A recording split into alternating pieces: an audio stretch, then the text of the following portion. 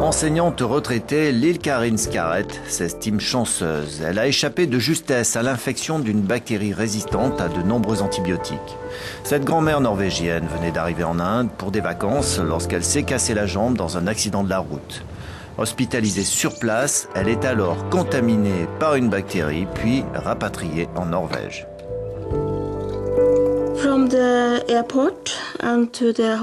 L'accident s'est produit sur la route entre l'aéroport et l'hôtel. Quand je suis rentrée chez moi, le médecin a appelé, disant qu'ils avaient détecté une bactérie très dangereuse et qui s'appelle Klebsiella. Il fallait donc que je sois prudente et que mon entourage prenne aussi des précautions.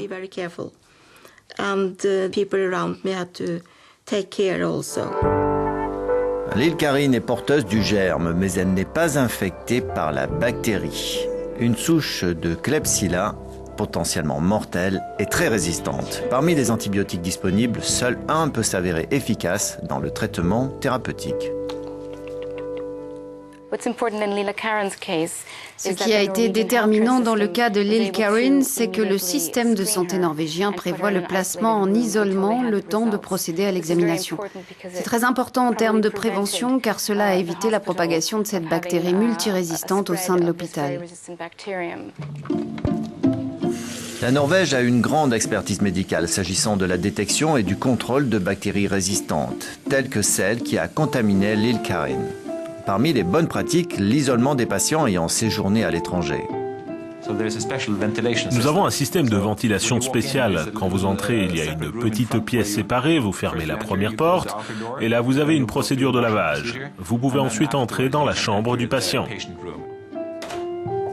Pour lutter contre la résistance des bactéries, il faut tout d'abord freiner leur développement. Dans cet hôpital de Tromsø, les médecins suivent des consignes strictes pour le recours aux antibiotiques. Ils n'en prescrivent qu'en cas de nécessité et testent des échantillons sur leurs patients pour s'assurer qu'il s'agit du traitement approprié.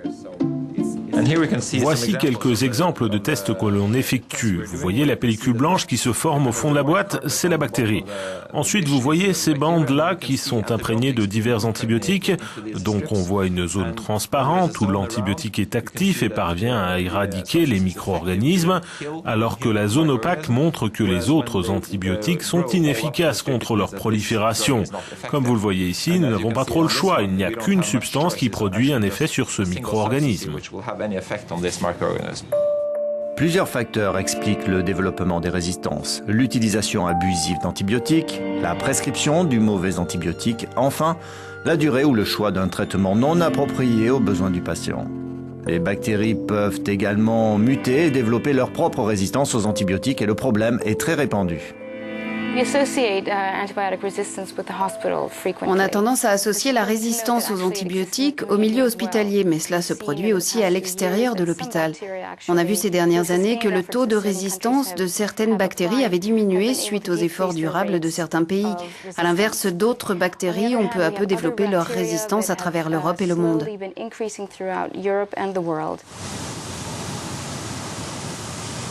Cette augmentation du taux de résistance est une menace non seulement dans les hôpitaux, mais aussi à l'extérieur. Paolo Visca en a fait l'expérience.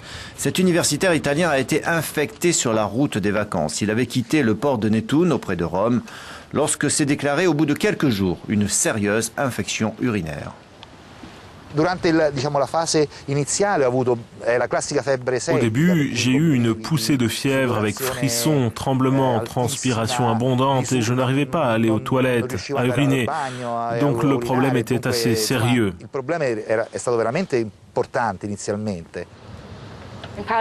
Paolo a eu une infection urinaire E. coli. Il s'agit d'une bactérie très commune qui provoque ce type de pathologie. Sauf qu'ici, la bactérie E. coli s'est avérée multirésistante aux antibiotiques. On lui a prescrit un antibiotique censé être efficace, mais qui ne l'a pas été car la bactérie s'est avérée résistante à cet antibiotique, comme à de nombreux autres. Il faudra 2 mois, 3 traitements distincts avant que Paolo ne parvienne à soigner son infection urinaire. Il en retire quelques enseignements. Proscrire l'automédication, ne jamais croire que vous savez comment vous soigner et toujours aller voir le médecin, votre généraliste.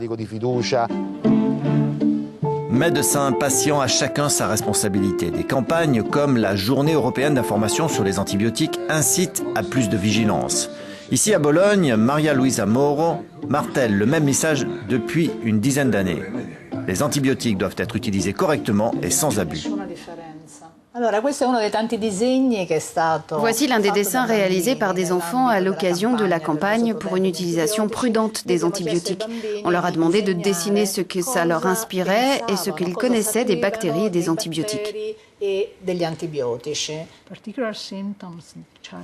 Avec les résidents des maisons de retraite, les parents font partie des groupes que Maria Luisa a comme priorité. Les infections les plus répandues, pour lesquelles on utilise le plus souvent des antibiotiques, sont les infections respiratoires supérieures chez les enfants, car leur infection est souvent d'origine virale et donc injustement traitée avec les antibiotiques.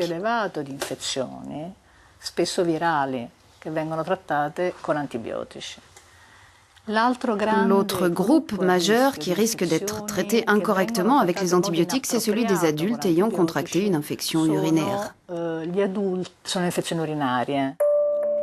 La propagation de nouvelles souches de bactéries très résistantes aux antibiotiques inquiète. Mais les experts se veulent toutefois rassurants. Ils sont convaincus que cette menace peut être maîtrisée. Je pense que c'est possible si à l'avenir chacun parvient à un usage approprié des antibiotiques et si le contrôle des infections s'effectue correctement, je pense qu'on peut inverser la tendance. Mais cela doit être pris au sérieux et s'organiser de manière très cadrée. Il en va de la sécurité du patient. Chez les patients qui ont dû faire face à ces bactéries multirésistantes, les superbactéries, l'épreuve de la maladie est encore vive.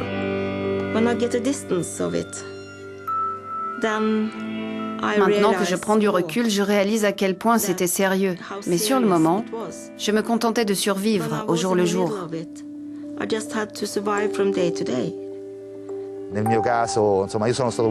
J'ai eu de la chance. Je m'estime chanceux car les événements ont finalement joué en ma faveur. Et j'ai pu être pris en charge correctement. Mais je pense que j'ai couru un sérieux risque.